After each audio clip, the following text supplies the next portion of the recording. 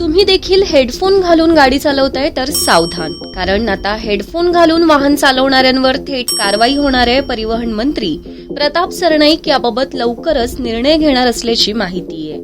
दुचाकी अथवा चारचाकी वाहन चालवताना हेडफोन घालून चित्रपट, रील्स, क्रिकेटचे सामने पाहणाऱ्यांची संख्या वाढते, त्यामुळे अपघात होण्याचे प्रमाणही अधिक आहे. या संदर्भात तक्रारी करण्यासाठी अंधेरी प्रादेशिक परिवहन विभागासाठी असलेला व्हॉट्सअप क्रमांक संपूर्ण मुंबई महानगर प्रदेश विभागासाठी खुला केला जाणार आहे. वाहन चालकाने हेडफोन घालून वाहन चालवल्यास प्रवाशांनी त्याचा फोटो किंवा व्हिडिओ आरटीओ कार्यालयाकडे पाठवल्यास त्या वाहन चालकांवर कारवाई करणं सोपं जाईल असं परिवहन मंत्र्यांनी म्हटलंय.